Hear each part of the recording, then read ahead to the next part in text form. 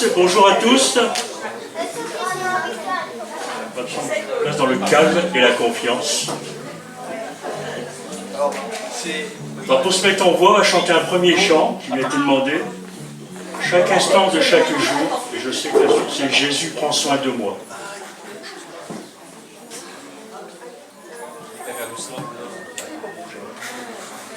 Tant que ça se met en place, les musiciens.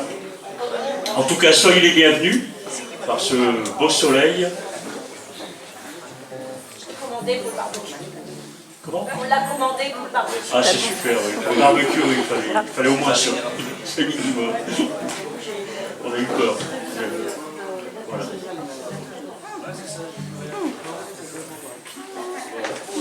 C'est bon, okay. Donc on va chanter chaque instant, chaque jour pour démarrer, et le temps qu'on se mette en place tranquillement. Alors Jésus prend soin de moi. Je dis que la puissance de chacun d'entre nous toute cette semaine, qu'on l'ait vu, qu'on ne l'ait pas vu, il était présent dans nos vies. C'est quand un cadeau. Une surprise. Tu n'as pas prévenu? Il n'était pas dans la liste. Non, non, mais c'est nouveau. Ah d'accord. Ça va passer vite.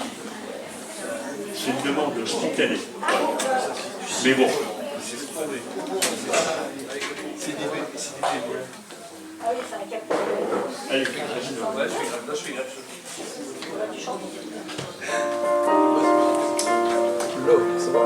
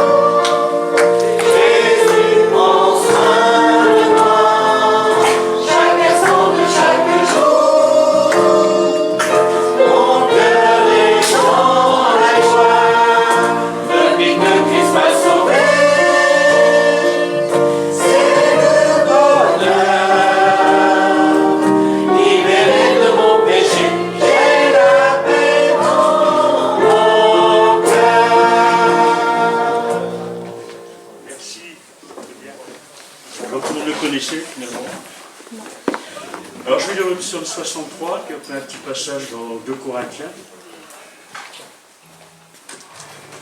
Là aussi, c'est un psaume qu'on connaît parce qu'il y a des cantiques, plusieurs cantiques ont été tirés de ce psaume.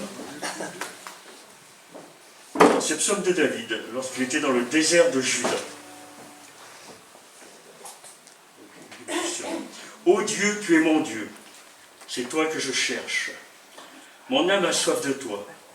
Mon corps même ne cesse de languir après toi, comme une terre aride, desséchée et sans eau. C'est pourquoi, dans ton sanctuaire, je te contemple, considérant ta puissance et ta gloire. Car ton amour vaut mieux que la vie.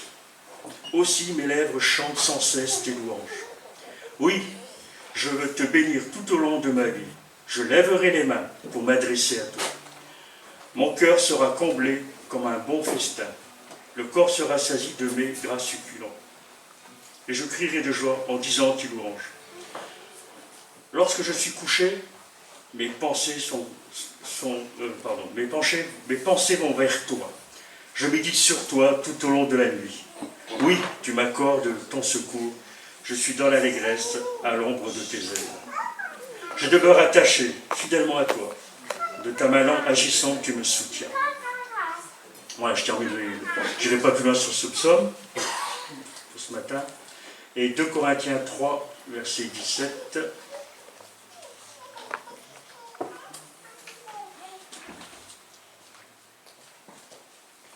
Voilà. On ne va pas donner le numéro de la page, donc je cherche. Alors,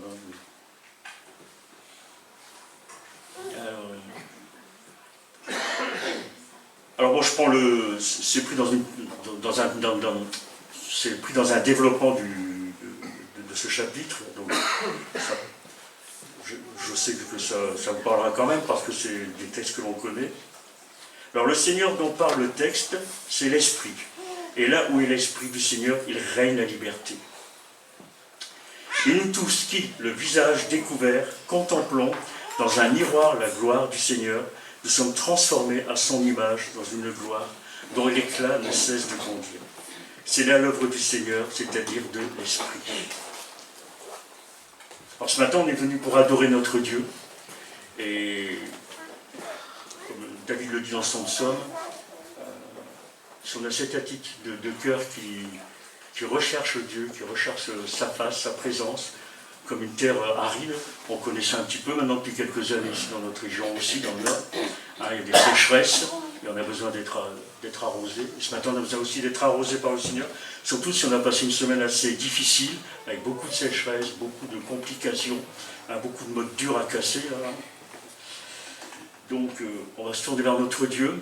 Et on a cette promesse aussi de l'apôtre Paul qui dit, si on se tourne vers Dieu, on se tourne vers lui, on est transformé à son image. On va le refléter. Et ça, c'est magnifique. C'est merveilleux. On devient ce qu'on adore. Je ne sais pas si vous connaissez ce dicton. Hein. On devient ce qu'on adore. Et plus on adore Dieu, plus on va le ressembler. Alors ce matin, on est venu pour ça, pour lui rendre ce culte d'adoration, pour se réjouir ensemble, en communion fraternelle. En plus, il y aura du beau temps. Donc voilà. Donc on va profiter de ce temps que le Seigneur nous met à part pour le rencontrer et passer du temps ensemble sous son regard. Alors je vais juste prier, puis on va continuer de chanter. Et après il y aura un témoignage, puis d'autres choses pendant le culte.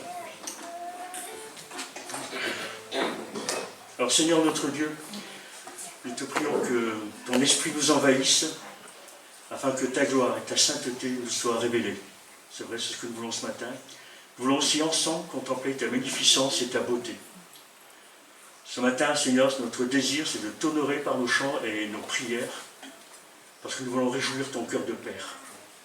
Nous pouvons nous adresser à toi sans crainte, grâce au sacrifice de ton Fils, Jésus, qui expie notre péché. Pour aujourd'hui, pour qu'aujourd'hui nous soyons déclarés justes devant le Dieu trois fois saint. Et te prions dans le beau nom de Jésus, notre Seigneur. Amen. Amen. Alors le temps avance vite. Alors je propose qu'on chante 2 chants.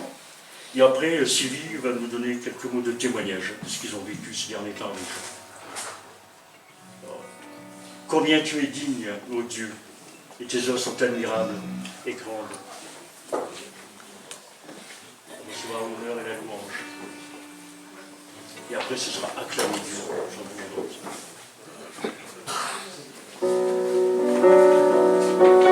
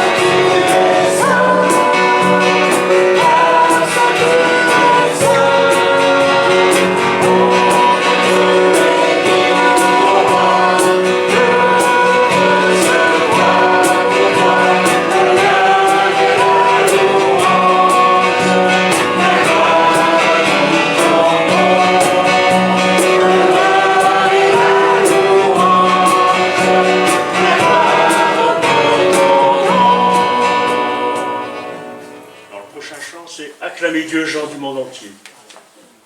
Alors acclamez Dieu, gens de petites saintes.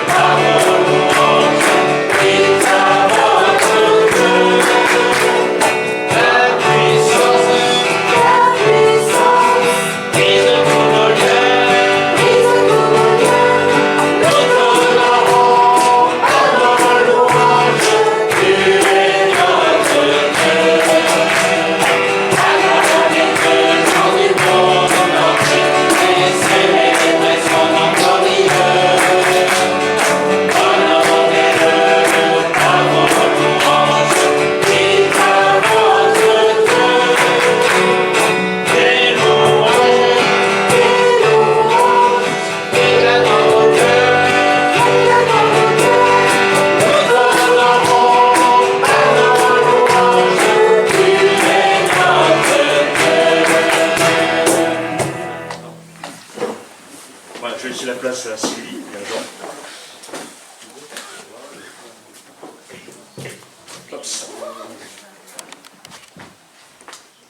Bonjour à tous, bonjour à ceux qui n'ont pas vu.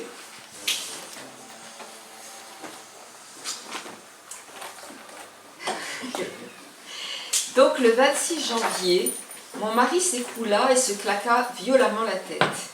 Il fut transporté en hélicoptère au CHU de Lille. Aussitôt, vous tous m'assurèrent de votre soutien. Vous avez prié dimanche après dimanche en union pour Jean et moi, puis chez vous sans cesse. Comme le pronostic vital de Jean était engagé, vous vous êtes relayés jour après jour pour me conduire à Lille et me ramener. Vous m'avez poussé en fauteuil roulant pendant 3 mois sans jamais vous lasser. Quel magnifique témoignage d'amour et de solidarité entre chrétiens. Je suis tellement reconnaissante envers vous tous. Je ne savais pas si Dieu allait rappeler mon mari près de lui ou le laisser vivre. L'équipe médicale n'était pas optimiste. Comme les médecins avaient plongé Jean dans le coma artificiel après avoir drainé le sang dans son cerveau, ils ne savaient pas s'il se réveillerait. Et dans l'optique où il ouvrirait les yeux, ils ne savaient pas quelles séquelles aurait Jean. Dieu, dans son immense bonté, entendit vos prières et le ramena à la vie. Notre Créateur, Sauveur et Seigneur, le restaura jour après jour et il continue de le faire. Vous avez également prié pour que Dieu me soutienne dans l'épreuve. Et il l'a fait, soyez-en sûrs. Dans les moments de découragement, je pouvais compter sur votre écoute et vos bons conseils. Je le peux encore aujourd'hui. J'ai appris à m'abandonner à Dieu. Notre Créateur m'a enseigné la patience, mais aussi la confiance en lui. Dans l'épreuve, je me suis centrée sur notre Sauveur, considérant Dieu comme juste et saint. J'acceptais alors sa volonté, quelle que soit sa décision. Alors que mon mari était encore dans le coma, il développa, après son opération, un hématome dans son cerveau. Les médecins ne savaient pas si cet hématome sous-dural allait disparaître avec le traitement approprié. Là encore, Dieu permit sa régression, puis sa disparition. Quand Jean fut en phase de réveil, il ne bougeait plus son bras gauche alors qu'il est gaucher. Aujourd'hui, il a récupéré l'usage de tout son corps. Je craignais à son retour au domicile un changement de caractère, des excès de colère, mais il n'en est rien. Dieu répondit à chacune de nos prières. Notre merveilleux Sauveur fait encore des miracles de nos jours, j'en ai l'exemple. Bien sûr, mon mari a encore un long chemin à faire pour retrouver toutes ses capacités cognitives. Nous y travaillons désormais chaque jour en nous appuyant sur notre Seigneur. À ce propos, j'aimerais vous lire ce poème qui s'intitule « Hier, aujourd'hui, demain ». Jusqu'à ce jour, Dieu t'a béni, tu l'as trouvé toujours fidèle. Si le chemin n'est pas fini, si l'épreuve est parfois cruelle, chrétien, courage, prie, adore, ton Dieu veut encore. Il t'a consolé chaque fois que le chagrin croisait ta route. Il t'a soutenu sous le poids de tes soucis et de tes doutes. Lève les yeux et prie, implore ton Dieu qui te console encore. Jusqu'à ce jour, sa bonne main t'a donné l'appui nécessaire. Si l'avenir est incertain, il sera toujours ta lumière. Ta nuit fera place à l'aurore. Chrétien, Dieu t'accompagne encore. Quant à vous, mes frères et sœurs, vous illustrez parfaitement ces deux versets dans la Bible. Marc 12, verset 31, « Tu aimeras ton prochain comme toi-même » et Jean 13, verset 34, « Aimez-vous les uns les autres comme je vous ai aimés. » Merci du fond du cœur, soyez tous bénis, je vous aime.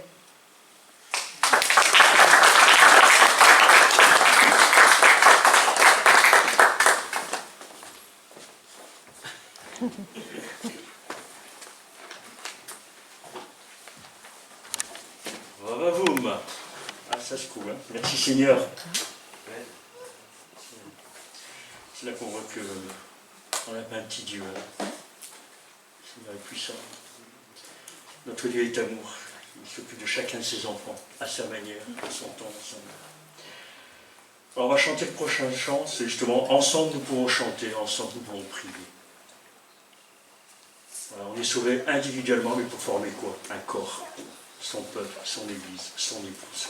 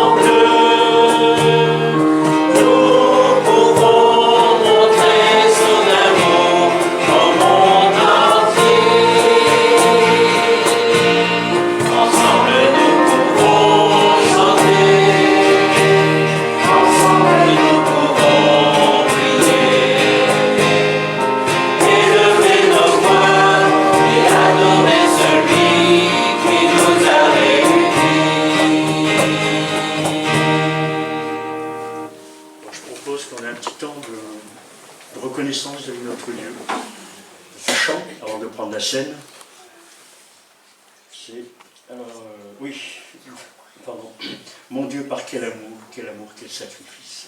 Ce chant nous introduira un peu dans ce temps de scène.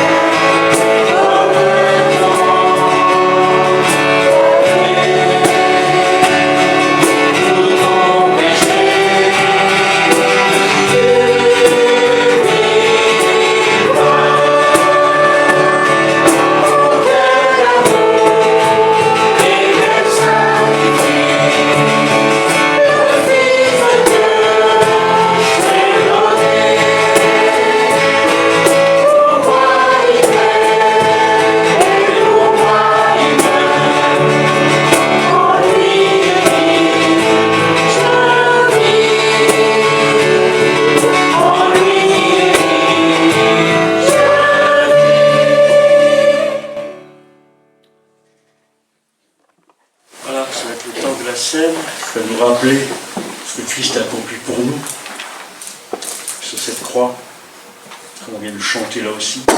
Alors j'ai choisi une lecture qui n'est pas de coutume en général, quoi, ce genre d'événement. C'est dans 2 Corinthiens au chapitre 5, les versets 18 à 21, qui nous parle de réconciliation. Denis l'a rappelé dans sa prière, que nous avons été réconciliés avec Dieu. Alors à partir du verset 18, et tout vient de Dieu, qui nous a réconciliés avec lui par le Christ, et qui nous a donné le ministère de la réconciliation. Car Dieu était en Christ, réconciliant le monde avec lui-même, sans tenir compte, c'est une version, compte aux humains de leurs fautes, en mettant en nous la parole de la réconciliation. Nous sommes donc ambassadeurs pour le Christ.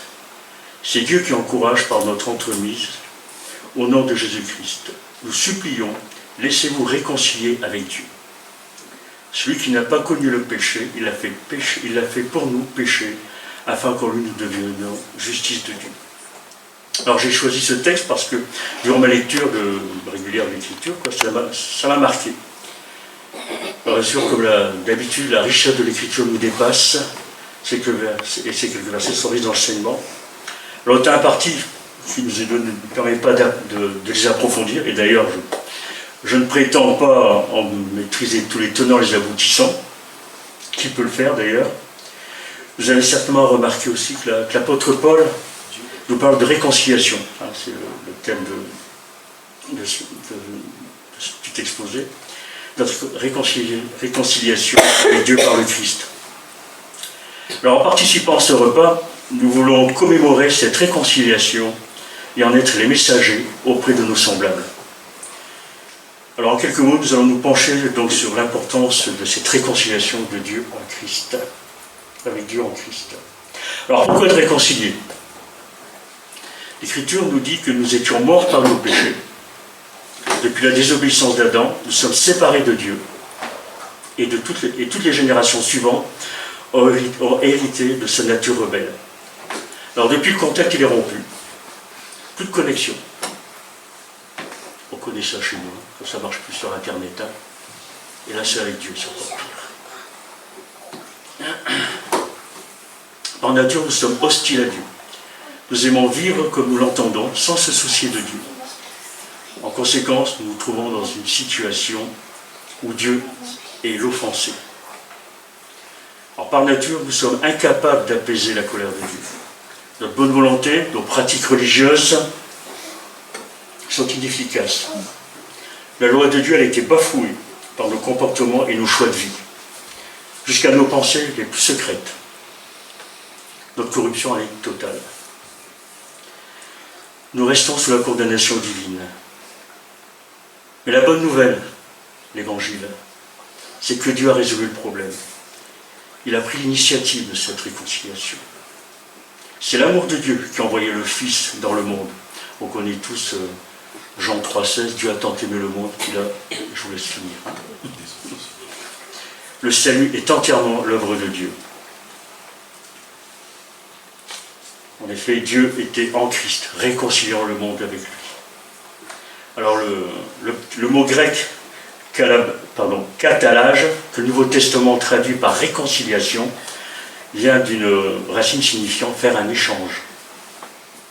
Alors c'était utilisé dans l'Antiquité à propos d'échange d'argent, on utilisait ce terme. Une personne donne à quelqu'un de l'argent ayant cours dans son pays et reçoit en échange de l'argent ayant cours dans le pays de l'autre.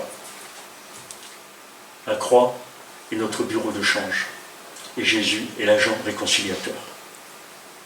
En Romains 10, il nous est dit « Car si lorsque nous étions ennemis, nous avons été réconciliés avec Dieu par la mort de son Fils, à plus forte raison, étant réconciliés, nous serons sauvés par sa vie. » Alors Dieu, par la réconciliation, Dieu ne tient plus compte de nos fautes. Cet échange est réalisé à la croix, lors de la mort sacrificielle de Jésus-Christ. Alors en acceptant volontairement de subir le châtiment destiné à l'humanité, Christ a pris sur lui, après lui-même, la colère de Dieu, détournant ainsi cette colère de nous. Grâce à ce sacrifice ultime, Dieu nous offre un pardon et la réconciliation, ce que nous allons commémorer tout à l'heure. Ça nous permet de renouer une relation pure et intacte avec lui. Romains au chapitre 3 et verset 25 nous dira « C'est lui que Dieu a offert comme une victime destinée à expier les péchés. Pour ceux qui croient à son sacrifice, Dieu montre ainsi qu'il est juste, parce qu'il avait laissé impunis les péchés commis autrefois. » Voilà, pour ceux qui croient en son sacrifice. Ainsi, la justice divine a été pleinement satisfaite par l'offrande parfaite de son Fils, ouvrant la voie à notre rédemption et une vie nouvelle en communion avec Dieu. Et donc, nous faisons aussi fonction d'ambassadeur. Ce que dit le texte, l'apôtre Paul nous dira. Donc, l'ambassadeur, on sait un peu ce que c'est. C'est un officiel de son pays pour le représenter en terre étrangère. Il est aussi porteur d'un message de celui qui l'envoie. Étant une nouvelle création, c'est ce qu'on voit au verset 17, bon, je ne vais pas lu tout le chapitre, hein, 2 Corinthiens 5, 17, à connaître par cœur, nous appartenons donc au royaume de Dieu. C'est aussi pour cette raison que Dieu nous a accordé son esprit, comme un acompte des biens à venir. Même chapitre, verset 5. Et tout cela, ça vient de lui. Alors les apôtres, c'était les premiers ambassadeurs. Aujourd'hui, notre vocation céleste est de continuer le mandat missionnaire d'appeler les rebelles de ce monde et leur proclamer l'évangile. L'évangile de la grâce jusqu'au retour du roi. Alors, participer au repas du Seigneur atteste que nous sommes réconciliés avec Dieu par le Seigneur Jésus-Christ et que nous adhérons au message pour le proclamer. Alors avec l'apôtre Paul, nous dirons, au nom de Christ, nous vous en supplions, soyez réconciliés avec Dieu. Alors si certains ne sont pas réconciliés avec Dieu ce matin, je les invite vraiment à se réconcilier avec Dieu. Qu'ils soient enfants de Dieu, qu'ils ne le sont pas, qu'ils mettent leur vie en ordre, parce que il y va de l'éternité. Ce n'est pas une simple phrase religieuse, c'est une réalité. Alors je suis un peu l'œuvre d'un évangéliste ce matin, c'est vrai, mais je suis convaincu que l'évangile, il faut le rappeler régulièrement, même nous chrétiens, qui vivons dans le contexte évangélique chrétien, combien on peut oublier ces réalités, ces vérités si simples en fait, et qui sont les racines de notre foi. Donc, voilà, je demandais à Jean, je le mets au travail, il est en pleine forme apparemment. Il va venir avec moi, partager, distribuer.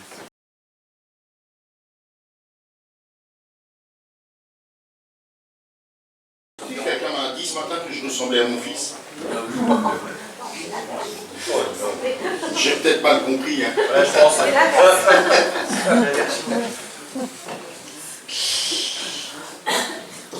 Voilà, alors on est dans cette histoire de Ruth hein, qui finalement est une belle histoire. Elle ressemble à notre vie, hein, à notre quotidien.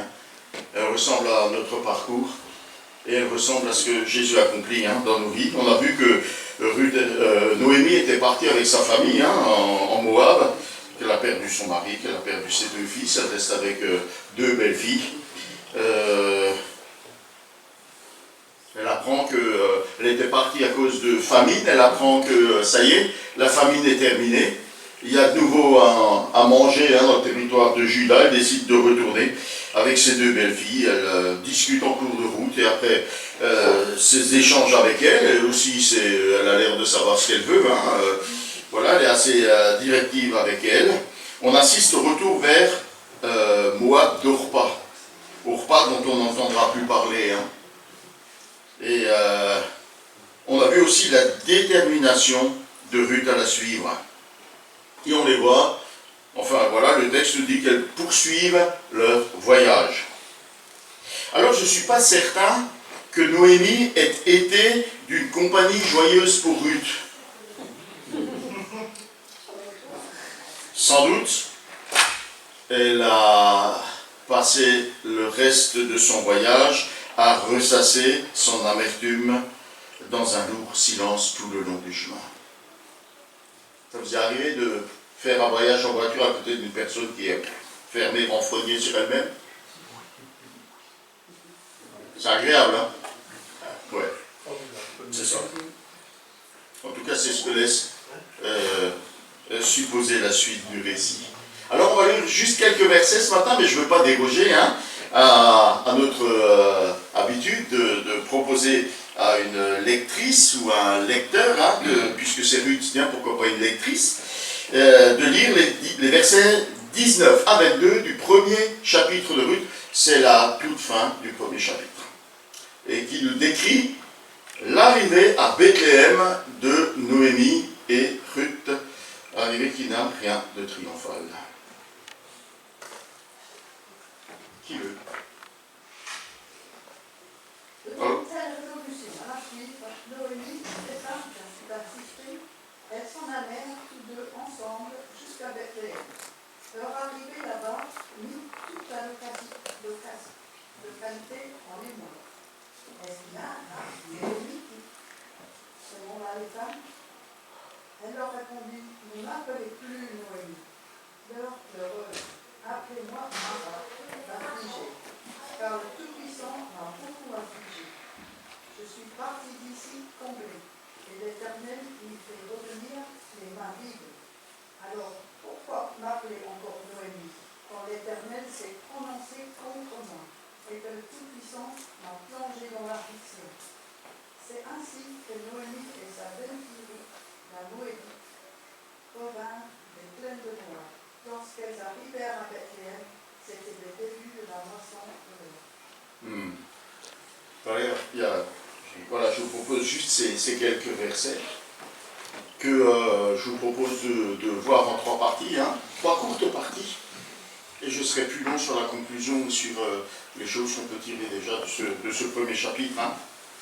D'abord l'émotion, ou l'émoi, ensuite l'amertume, et enfin la moisson. L'émoi d'abord, ou l'émotion, ou l'agitation, ou l'effervescence. Hein. J'avais le choix des mots hein, pour introduire cette première partie. Alors on voit ces deux femmes qui arrivent à Bethléem. Hein. Elles sont sans doute épuisées physiquement hein, par le voyage, mais encore plus, sans doute émotionnellement. Elles arrivent enfin au terme de leur voyage. Sans doute elles éprouvent une certaine crainte, une certaine anxiété en entrant à Bethléem. Comment vont-elles être accueillies? Noémie revient, les mains vides, sans rien. Dans l'échec, hein, on peut dire. Et Ruth, c'est qu'une étrangère, hein, c'est qu'une Moabite. On va y revenir.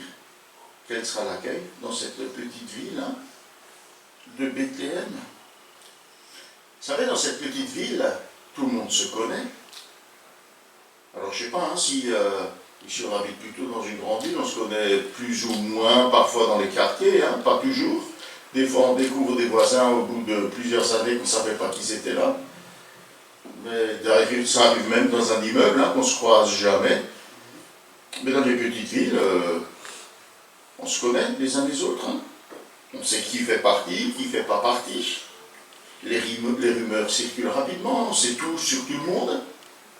Et le nouvel arrivant ou l'étranger, il est très très rapidement repéré. Hein. Là, il est d'où lui? Il fait quoi? Alors, quel est l'accueil que la population va leur réserver? Alors elles entrent comme ça, hein, d'un seul coup, là, paf, elles apparaissent là, à Bethléem. Noémie arrive accompagnée de Ruth, la Moabite. Et immédiatement, cette arrivée fait grand bruit dans toute la ville, créant émoi et agitation. Il règne dans Bethléem une grande effervescence. Les gens ont du mal à croire que c'est Noémie qui revient. Hein. Est-ce bien Noémie? C'est bien elle. Elle est certainement marquée physiquement, hein, accablée par le chagrin, par l'angoisse, et elle donne sans doute l'image d'une personne habitée par une tristesse infinie. Alors déjà en temps normal, on a du mal à reconnaître les gens hein, après une longue absence. Ça vous est déjà arrivé de passer à côté d'une personne que vous ne reconnaissez pas, elle vous appelle et puis elle vous dit c'est moi et moi, c'est ah ouais, mais écoute, je ne t'avais pas reconnu, hein. Ça m'est arrivé récemment, hein, ma mère m'a envoyé une photo de ses frères, donc mes oncles, hein, il y en a un des deux, j'ai eu du mal à le remettre, je croyais que c'était, enfin je confondais deux, tellement physiquement, son visage avait changé. Hein. Et puis, disons les choses telles qu'elles sont, l'épreuve, la souffrance, la maladie peuvent marquer physiquement une personne. Hein. Ça peut marquer physiquement une personne, ça peut la rendre méconnaissable. Alors on ne sait pas trop hein, quel est le sentiment qui domine dans le cœur des habitants de Bethléem. Est-ce qu'elles sont animées par la compassion, par la pitié, en apprenant ce qu'elle a traversé? Est-ce que c'est un accueil bienveillant? Ou alors, est-ce qu'elles se montrent critiques et arrogantes, hein? Elles comparent leur prospérité au dénuement de Noémie. Voilà, elle est partie, hein, chercher fortune ailleurs, et puis là, l'étranger peut être un point épineux, un point sensible. J'aurais aimé ne pouvoir faire référence qu'à l'agitation hein, autour des élections. Mais vous savez, Bernard m'a pris de côté ce matin, il m'a dit, Marc, j'ai un truc à te dire. J'ai dit, dis-moi Bernard. Il me dit, tu sais, Merzouk a eu des nouvelles de l'OFPRA, hein, et ils lui ont donné une réponse négative. Denise me dit, Marc, prie pour mes filles, mes enfants, j'arrive pas à les faire venir en France, j'arrive pas à faire fonctionner le regroupement familial. La question de l'étranger est une question sensible. Hier comme aujourd'hui. Hein. Hier comme aujourd'hui. Juste 3 mots. Ruth, la Moabite. Elle n'est pas de chez nous. Hein. Heureusement. Ce texte finit sur une toute petite phrase aussi. Hein. Absolument incroyable. Hein. Une moisson. Une petite remarque, une courte phrase ouvre des perspectives de renouveau, d'espérance et de joie. C'est le début de la saison de la moisson qui commence avec l'orge. Et nous savons, enfin on sait peut-être pas, hein, parce qu'on n'est plus tellement agriculteurs, hein. Ça va se poursuivre avec le blé. C'est une incroyable coïncidence, hein. Elles arrivent juste. Alors je ne sais pas si elles ont calculé, elles ont dit allez on va partir maintenant pour être à l'heure, hein, je ne sais pas si elles ont calculé comme ça, mais Dieu fait coïncider. C'est une de ces coïncidences particulièrement heureuses dont Dieu seul a le secret.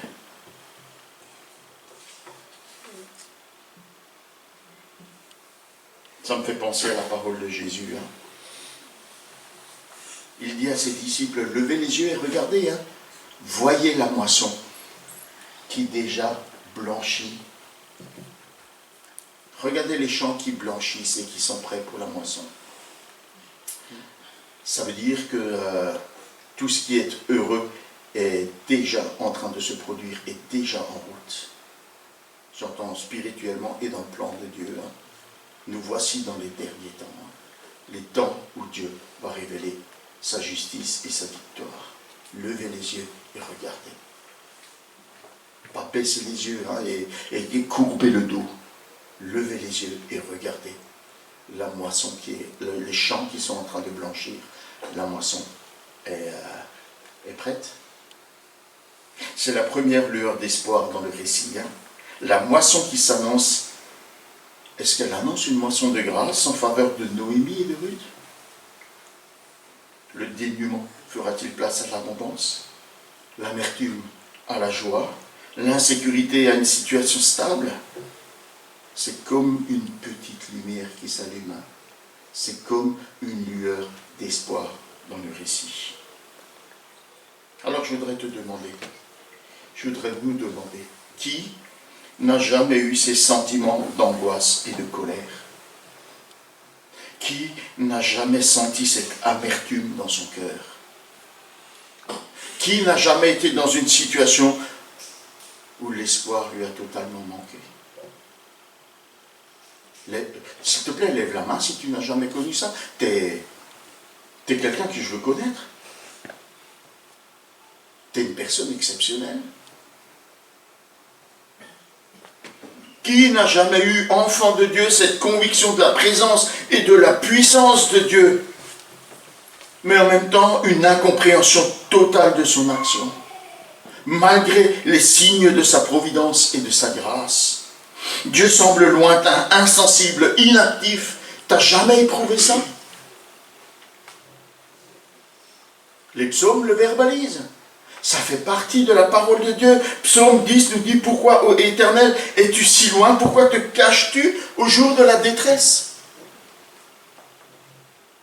Psaume 13, jusque à quand, ô Éternel, m'oublieras-tu sans cesse? Jusque à quand seras-tu loin de moi? Jusque à quand aurai-je des soucis et des chagrins au cœur à longueur de journée? Psaume 44.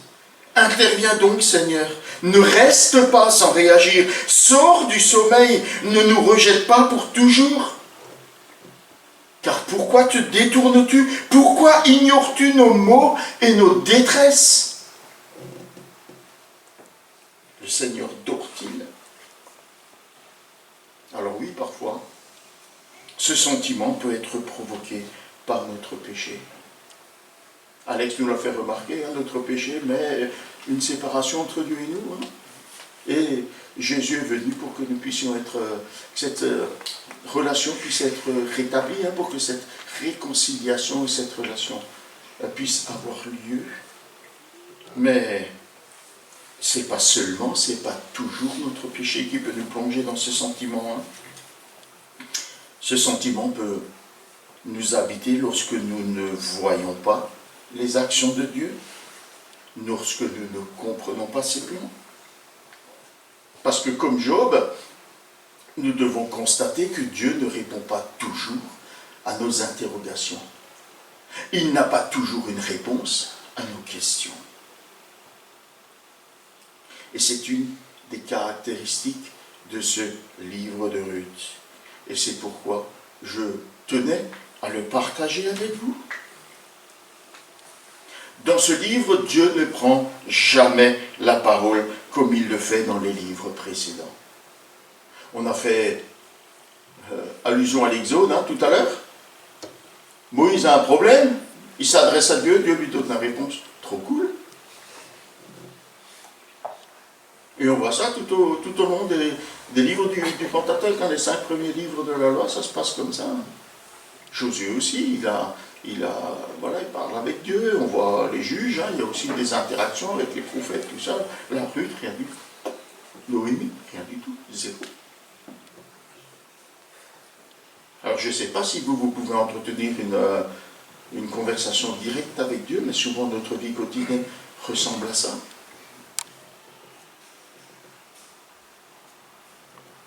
Pourtant, si Dieu est silencieux, il n'est pas inactif. C'est aussi ce que ce livre nous montre. Il est et il reste pleinement souverain. Il intervient dans la banalité du quotidien pour accomplir ses desseins. Dieu intervient dans la banalité du quotidien pour accomplir ses desseins. C'est lui qui intervient en faveur de son peuple pour lui donner du pain, comme nous l'avons vu la dernière fois.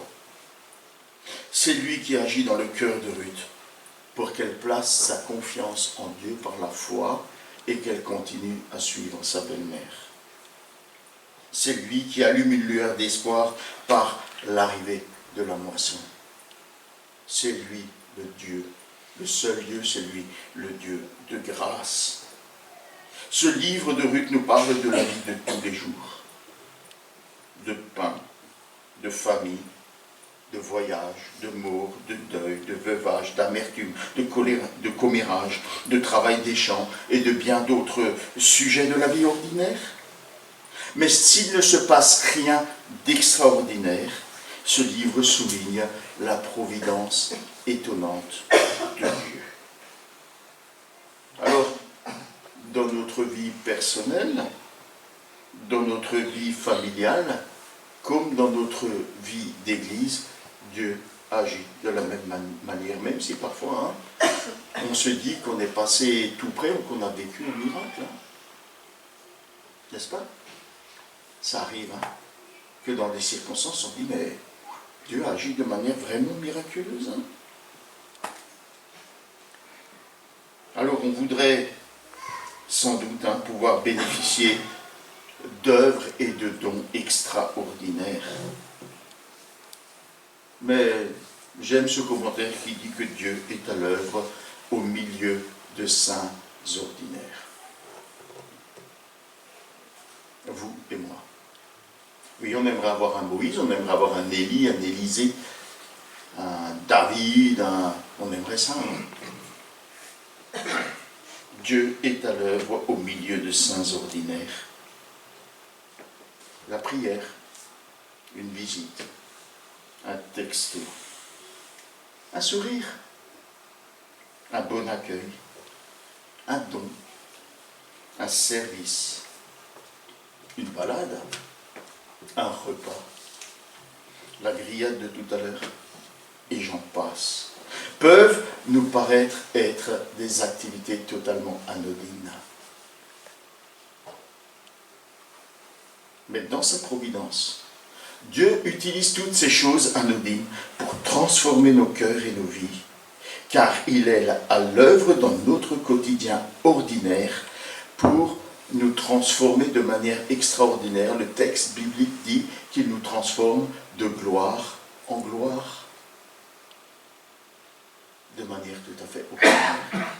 Dieu agit en nous et pour nous, infiniment au-delà de tout ce que nous pouvons penser et de tout ce que nous pouvons demander. Je vous cite je vous donne les références des deux textes auxquels je fais allusion, 2 Corinthiens 3, 18, Éphésiens 3, 20.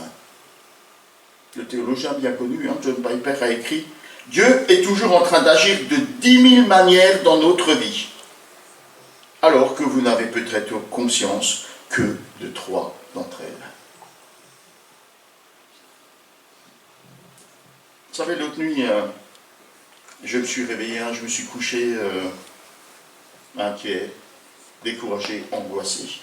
Et je me suis réveillé au milieu de la nuit en me souvenant d'un événement heureux, de quelque chose qui s'était passé, et qui a été passé pour anodin. Et dans ce réveil de la nuit, c'est comme si le Seigneur me disait, tu vois Marc, en cette occasion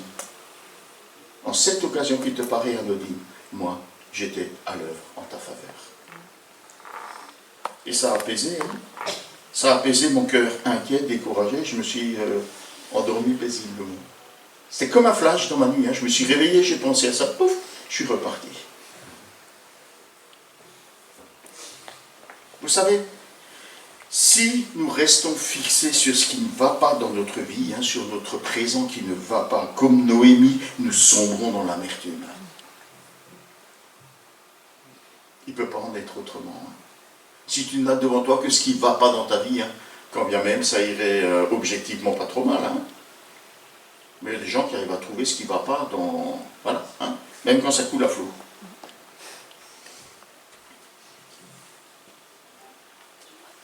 Ça fait sombrer dans l'amertume. Et soyons-en certains, on ne ressort pas facilement de ce sentiment pénible. On ne sort pas facilement de l'amertume. Alors, je voudrais vous proposer 2 aides pour échapper à cette amertume. D'abord, regardez au passé avec joie. Il y a de la joie dans notre passé. Alors d'abord, on peut se plonger dans les récits de l'Ancien Testament, on peut y découvrir les actions extraordinaires en faveur de Dieu, en faveur de son peuple. Sa fidélité alors que le peuple est infidèle, sa compassion dans le malheur, sa consolation dans l'épreuve, ses promesses de rétablissement et de salut. Dieu a accompli cela en faveur de son peuple et il continue à l'accomplir. Dieu est le même, Jésus-Christ est le même, hier, aujourd'hui et éternellement. Dieu ne change pas, c'était pas seulement autrefois et là-bas. C'est aujourd'hui et maintenant, parce que Dieu est le même. On peut aussi regarder à la croix.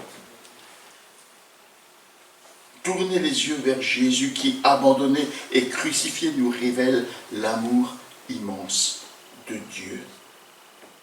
Jésus-Christ qui nous réconcilie éternellement avec lui.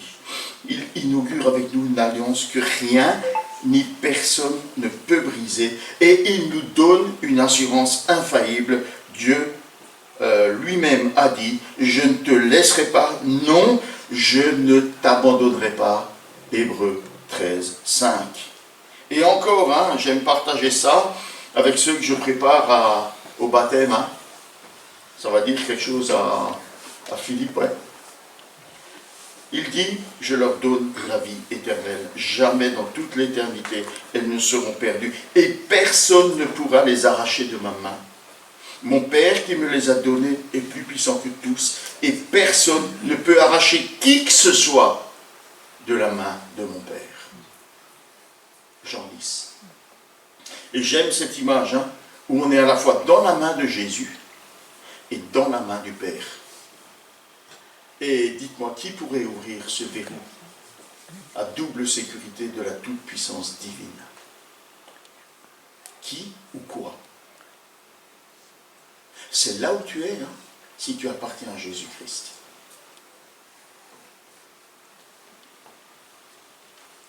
Jésus s'est dépouillé pour nous. Il a porté notre faute, nos peines, nos maladies, nos souffrances. Je vous renvoie à Ésaïe 53. Pour nous.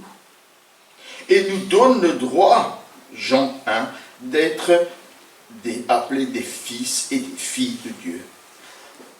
Il nous donne le pouvoir d'être enfants de Dieu. Comme enfants, nous sommes au bénéfice de sa grâce, de ses promesses, de ses bénédictions, dès aujourd'hui et pour l'éternité. Et tout ça, nous le recevons quand nous regardons à la croix. Et si nous regardons à la croix, nous avons l'assurance qu'il n'y a plus rien à expier. Vous comprenez ce que ça veut dire? Ça veut dire que s'il vous arrive de connaître de la peine, de la souffrance, du malheur dans votre vie, ce n'est pas Dieu qui s'acharne contre vous pour vous faire payer quoi que ce soit. Ou alors on n'a pas la même religion. Hein. Ça n'est pas conforme à l'évangile. Dieu ne te fait rien payer. Jésus a tout payé sur la croix et son sacrifice est pleinement et entièrement suffisant. J'espère que tu le crois. Et que si tu as quelque chose, la première réaction, c'est pas de dire Dieu me punit. Jésus a été puni à notre place. On peut aussi regarder au passé avec joie en regardant ce que Dieu a déjà accompli dans notre vie. Et il y a un chant qui nous encourage à ça. Hein. Il nous dit, compte les bienfaits de Dieu dans ta vie. Et tu verras, en y réfléchissant, combien le nombre en est grand. Tu en verras peut-être plus que 3. Tu n'approcheras probablement pas les 10 000. Hein. Mais plus que 3. Tu verras combien ces actions en ta faveur sont merveilleuses et incalculables. Ce qui est vrai pour hier est vrai pour aujourd'hui et reste vrai pour demain. Pourquoi? Parce que rien, absolument rien, nous dit l'apôtre Paul, ne peut modifier ou détourner ou annuler l'amour de Dieu pour toi. Romains 8. Regarde au passé avec joie. Regarde ce que Dieu a déjà accompli. Et il n'y a aucune raison pour que ça change. Aucune. Quand tu as regardé au passé avec joie, ben regarde à l'avenir avec espérance. Hein. C'est cette espérance qui est ouverte par ces champs d'orge qui sont prêts pour la moisson. Quels sont les champs qui sont prêts pour la moisson dans ta vie? Actuellement se développe la Coupe du Monde d'Europe de football. Quelque chose d'un petit peu moins... Championnat d'Europe, pas la Coupe du Monde. Ah, qu'est-ce que j'ai écrit, moi? La Coupe d'Europe, excusez-moi. J'arrive même pas à me relire. Voilà, la Coupe d'Europe hein, de football, excusez-moi. J'étais emporté par l'enthousiasme, là, voilà. Hein. Je suis pas fouteux. Hein. Bon, voilà, hein. Un bon match de temps en temps. Alors, chacun et chacune suit son équipe avec un certain enthousiasme, mais aussi une certaine inquiétude. Hein. Comme on va faire des grillades, j'ai remarqué que dans les magasins, il y a maintenant des caissettes de grillades de supporters. Supporters de la France, supporters de l'Italie, supporters de l'Espagne, supporters de l'Allemagne. Et puis vous avez des viandes assaisonnées en fonction du pays hein, que vous supportez. Ouais, franchement, il n'y a aucune limite hein, au commerce, ils pensent à tout. Hein. Alors je me suis dit, je ne sais pas trop quelle c'est apporter. Hein. Alors peut-être vous êtes inquiet, est-ce que la France va gagner son match contre la Belgique demain soir? Oui, c'est sûr une faute. Ah, j'aurais peut-être pas dû. Hein.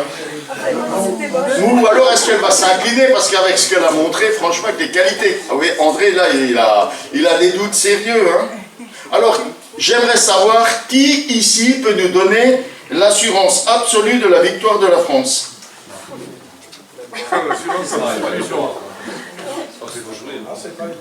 Mais le souhait, oui. Peut-être de la Belgique? T'es un peu esselé ici, hein, il faudra qu'on fasse des tribunes. Belgique, France.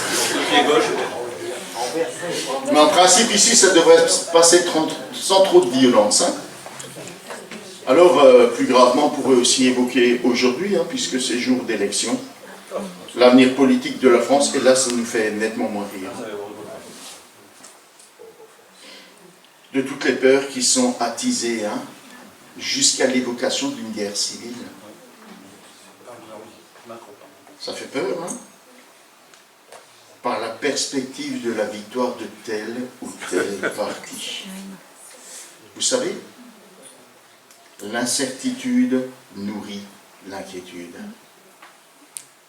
L'incertitude nourrit l'inquiétude. Alors, je voudrais vous dire que Dieu nous donne un avenir certain. Voyez, levez les yeux et regardez les champs qui déjà blanchissent pour la moisson. C'est déjà fait, hein? Dans le plan de Dieu, c'est déjà accompli. Il dévoile dans sa parole tout ce qui va arriver et comment il remporte la victoire finale. Oh, si seulement Noémie avait su ce que Dieu était en train d'accomplir au travers de ses malheurs et de ses souffrances. En fait, je te propose qu'en lisant la Bible, hein, en t'appuyant sur ce qu'elle dit, en faisant confiance en ce que Dieu te dit dans ta parole, tu y verras le déroulement du plan du salut de Dieu. Et en faisant ça, c'est comme si demain soir, tu t'asseyais devant la télé et tu regardais un match de foot dont tu connais déjà le résultat. Et le résultat, ce serait la victoire de ton équipe. Ça vaut la peine de regarder les matchs en replay hein, quand tu sais quoi, tu connais le résultat. Alors tu peux t'asseoir tranquillement dans ton canapé. Hein. Tu connais le score final. Alors il peut se passer tout ce qu'il veut en cours de match. Hein. Il peut y avoir des blessures, des avertissements, des expulsions. Ton équipe peut même être gravement menée au score. Hein. Toi, tu es allongé sur ton canapé. Tu sirotes, je sais pas, ta bière, ton coca, enfin, normalement c'est bière foot, hein, mais enfin bref. Voilà, mais t'as aucune inquiétude, hein. Se passe ce qu'il veut, t'as aucune inquiétude. Parce que tu connais le score final et que ce score est en faveur de ton équipe, cette équipe qui va remporter la partie. Alors regarde à l'avenir avec confiance. Même si tu passes par des moments pénibles et douloureux, Dieu n'est pas indifférent. Dieu n'est pas contre toi. Il est à l'œuvre pour accomplir son œuvre en toi et te donner un avenir plein d'espérance conformément à cette promesse de l'Ancien Testament. Jérémie 29, 11. Ouais. Afin de te donner un avenir plein d'espérance. Demande-lui de te montrer les moissons qui blanchissent dans ta vie personnelle. Pour ce qui est de la vie du monde et du plan du salut, c'est clair. Montre-lui quelles sont les lueurs d'espoir dans ta vie personnelle. Parce qu'il y en a. Et je voudrais conclure avec ce que j'ai entendu dire un jour, je pense que je l'ai déjà dit, hein. Je l'ai entendu dire un jour par le pasteur Patrice Martorano à Bordeaux. Il a dit, vous savez, j'ai lu la Bible hein, du début à la fin. Et vous savez quoi? À la fin, c'est nous qui gagnons.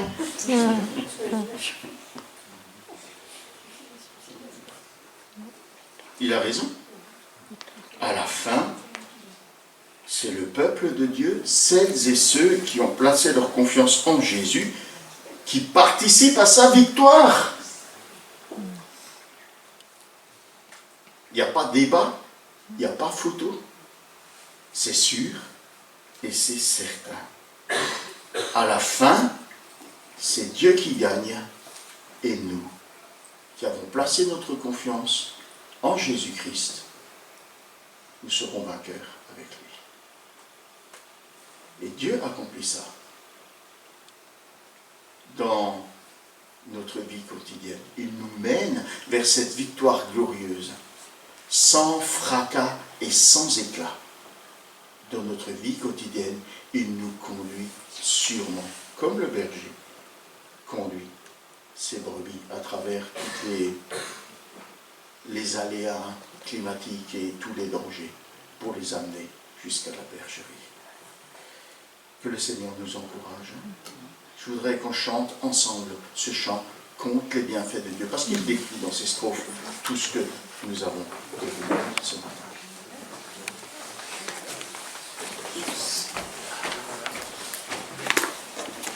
C'est dans À toi la gloire, pardon, le 336.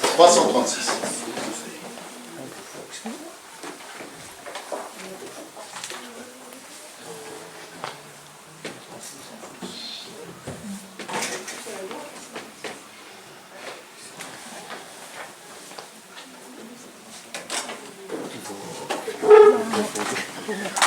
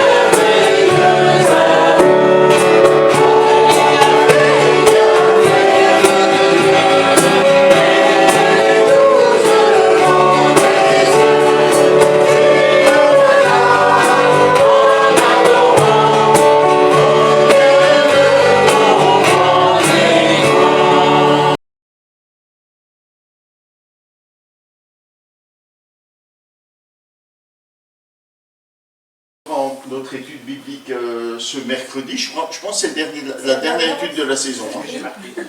Dernière. Ne ratez pas celle-là, toujours ici à 19h30 ou par Google Meet. Hein. Vous êtes les bienvenus. Hein. Voilà. Je pense qu'on passe des moments édifiants ensemble. Hein. Voilà, dans l'évangile de Jean, à regarder un petit peu plus près, à discuter ensemble, à essayer de comprendre, avoir des éclairages différents hein, de ce qu'on a entendu en prédication. C'est très enrichissant. Oui. Dimanche prochain, café culte, 7 juillet. Alors, café culte, c'est des cultes un petit peu différents. Et donc, on aura des témoignages, des chants que vous proposez, des lectures que vous proposez.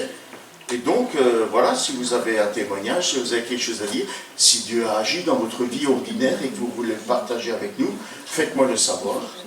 Voilà, et puis je serai tout à fait heureux, hein, on sera tout à fait heureux ensemble d'entendre hein, ce que le Seigneur accomplit. Voilà, et ce sera suivi évidemment, de la communion, hein, de la table du Seigneur, et puis d'un moment d'exhortation, hein, un moment d'encouragement, voilà.